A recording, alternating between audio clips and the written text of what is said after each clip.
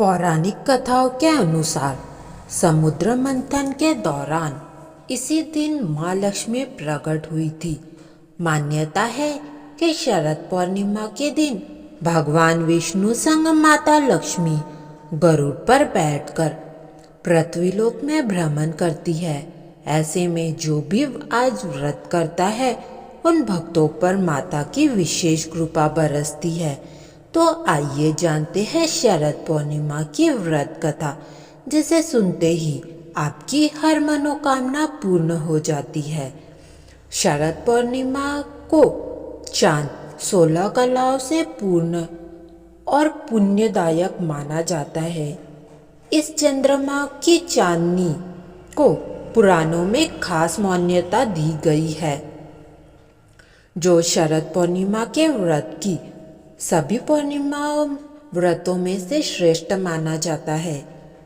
यह शरद पूर्णिमा की पौराणिक कथा कहती है। शरद पूर्णिमा हर साल अश्विन महीने के शुक्ल पक्ष की पूर्णिमा तिथि को मनाया जाता है। पौराणिक कथाओं के अनुसार समुद्र मंथन के दौरान इसी दिन माता लक्ष्मी प्रकट हुई थी। मान्यता है कि शरद पूर्णिमा के दिन भगवान विष्णु संग माता लक्ष्मी गरुड़ पर बैठकर पृथ्वीलोक में भ्रमण करती है। ऐसे में जो भी आज व्रत रखते हैं उन भक्तों पर माता अपनी कृपा बरसाती है। उसके लिए व्रत धारक इस दिन माता लक्ष्मी को प्रसन्न करने के लिए हर संभव प्रयास करते हैं। ऐसे में शरद पूर्णिमा पर पूजा पाठ, आरती आदि विधियों के साथ व्रत कथा को भी पढ़ने या सुनने का विधान है। कहते हैं कि इसका पालन करने से सौभाग्य की प्राप्ति होती है। तो आइए इस व्रत कथा से जानते हैं कि कैसे भगवान विष्णु और माता लक्ष्मी ने एक साहूकार की कामना पूरी की। शरद पूर्णिमा व्रत से जुड़ी एक पौराणिक कथा है कि किसी नगर में एक साहूकार रहता था। उसकी 2 बेटियां थी जो हर महीने आने वाली पूर्णिमा का व्रत रखा करती थी। दरअसल इन दोनों बेटियों में से बड़ी बेटी पूर्णिमा का व्रत पूरे विधि विधान से करती थी, लेकिन जो छोटी बेटी थी व्रत के नियमों का पालन सही ढंग से नहीं करती थी। ये बस व्रत के नाम पर खाना पूर्ति करती थी। साहूकार की दोनों बेटियां जैसे ही बड़ी हुई, उसके पिता ने दोनों का विवाह कर दिया।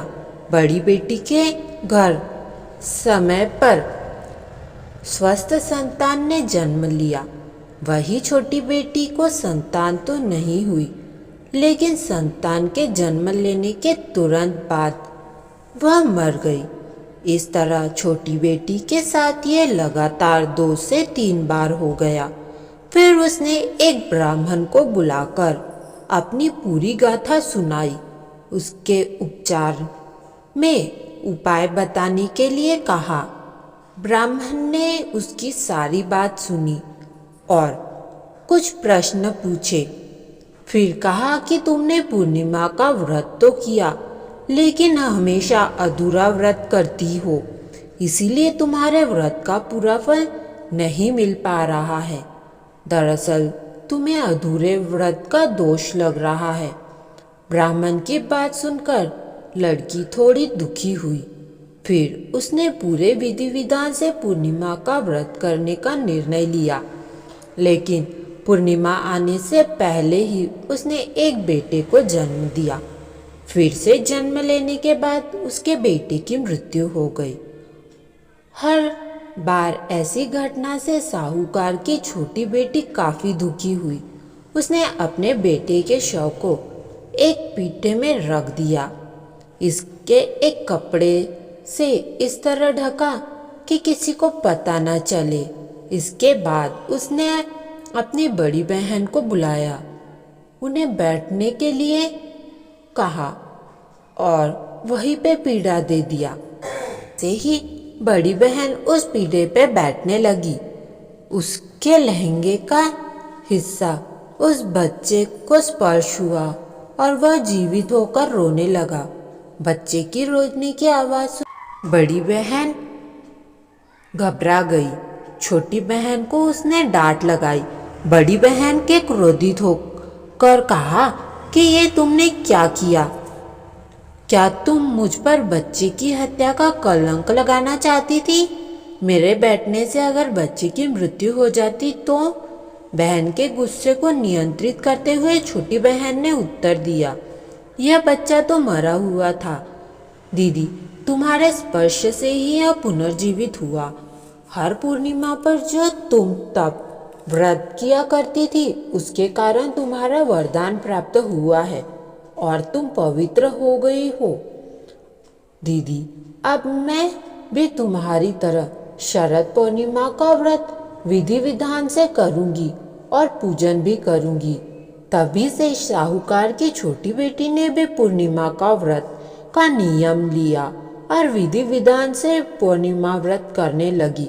इसके बाद इस व्रत का महत्व और फल का प्रचार पूरे नगर में प्रसिद्ध हुआ। जिस प्रकार माता लक्ष्मी और भगवान विष्णु ने साहूकार की बेटी की कामना पूर्ण की, सौभाग्य प्रदान किया, वैसे ही हम पर भी आपकी कृपा बनी रहे। हर महीने पड़ने वाली पूर्णिमा तिथि पर व्रत करने से माँ लक्ष्मी और भगवान विष्णु की विशेष कृपा प्राप्त होती है। इसके अलावा चंद्रमा को इस दिन 16 कलाओं से युक्त होता है। ऐसी मान्यता है कि आज की रात चंद्रमा की किरणों से अमृत की वर्षा होती है।